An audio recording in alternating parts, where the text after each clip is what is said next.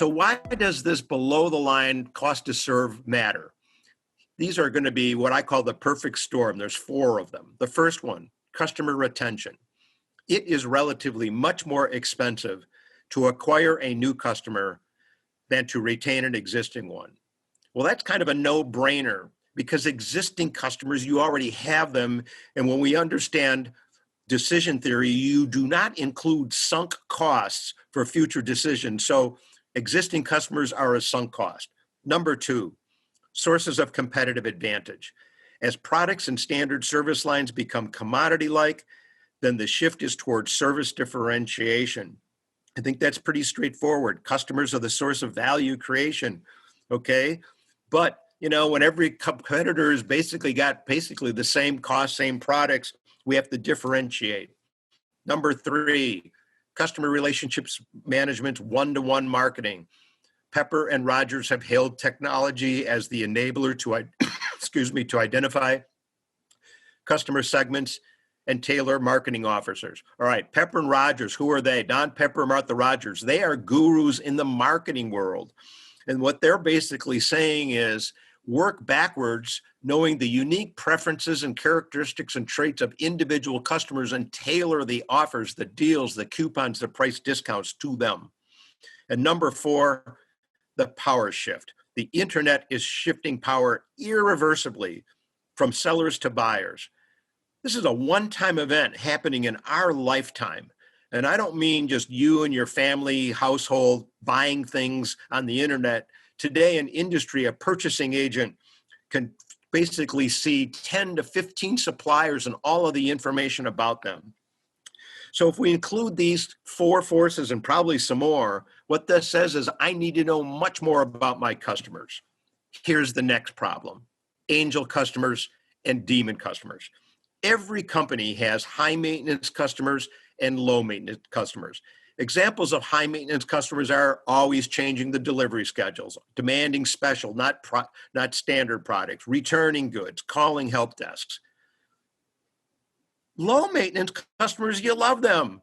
They only buy standard, they never change schedule, they never call help desk, they never return goods. If those two types of customers bought the same volume and the same mix at the same price, they are not equal because the high maintenance customer is costing you a lot more cost, so they're less profitable.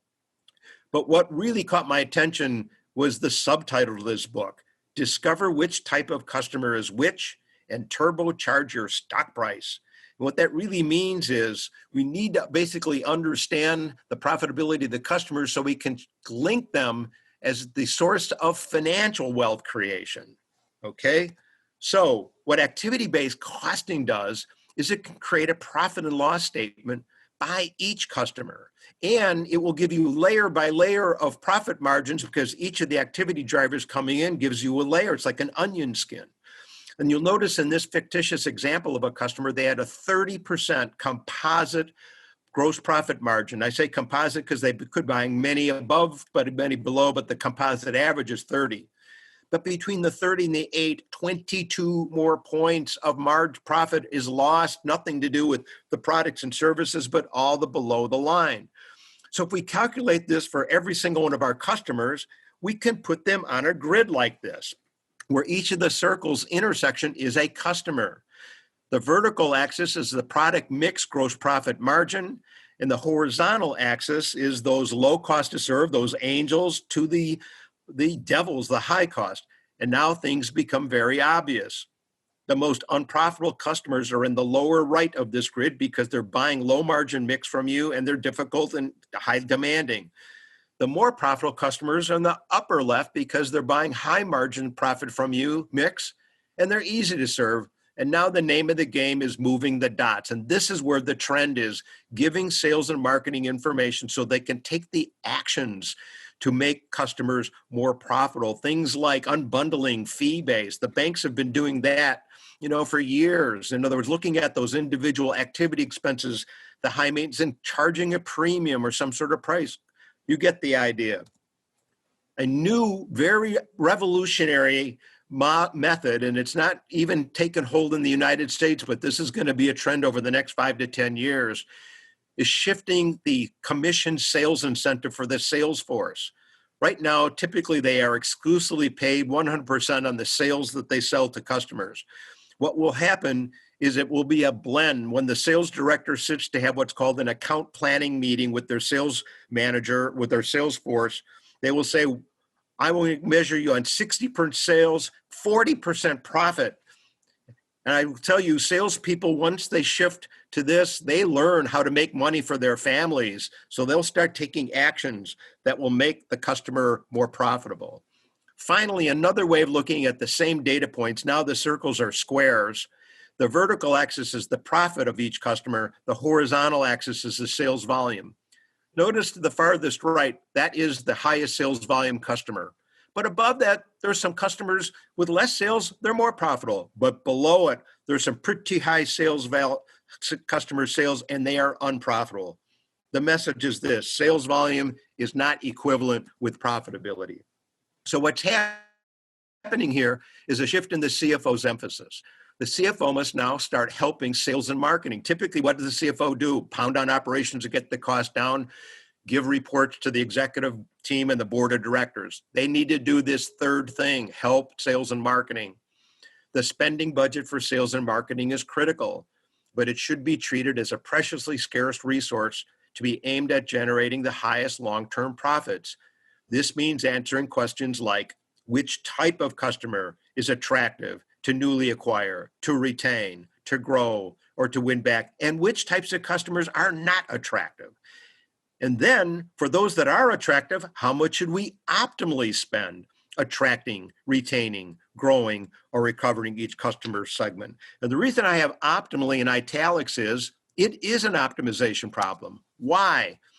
Remember this book, the subtitle, Discover Which Type of Customer is Which, turbocharge your stock price. You can destroy shareholder wealth creation in two ways. The first way is overspending unnecessarily on loyal customers for what is needed to retain them. So you wasted money trying to woo them. They were going to buy the same stuff anyway. Alternatively, you can destroy shareholder wealth by underspending on marginally loyal customers and risk their defection to a competitor.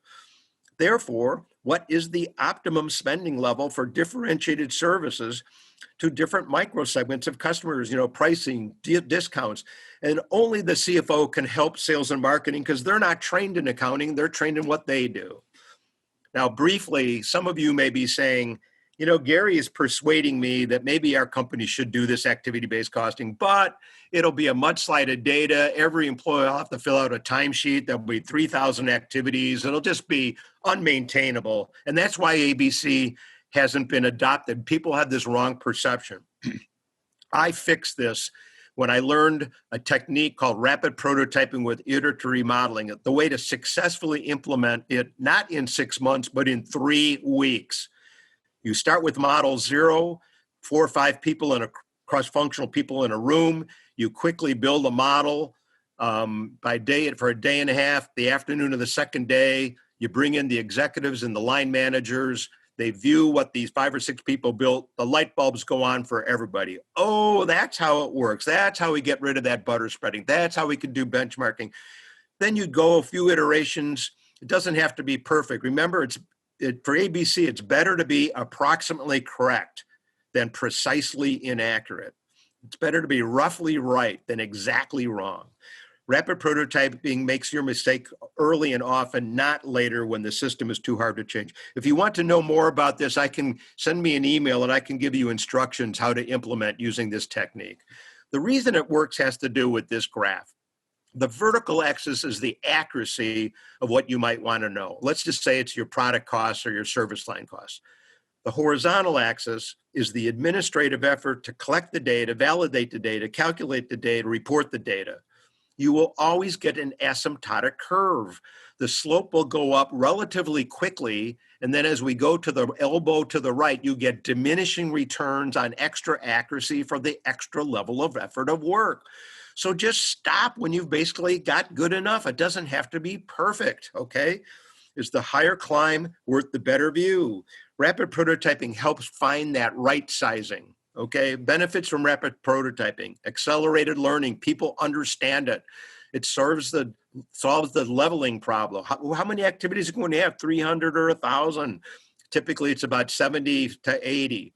Prevents over-engineering the model. That was what happened in the 1990s. The models were way too built, and they were unmaintainable, and people couldn't understand them. Peer group, predetermining uses in the information. The end of the prototype session, you ask each manager, in 3 weeks when it's done, what will you do with it? Oh, I'll do pricing. What will you do with it? You're getting them to buy in.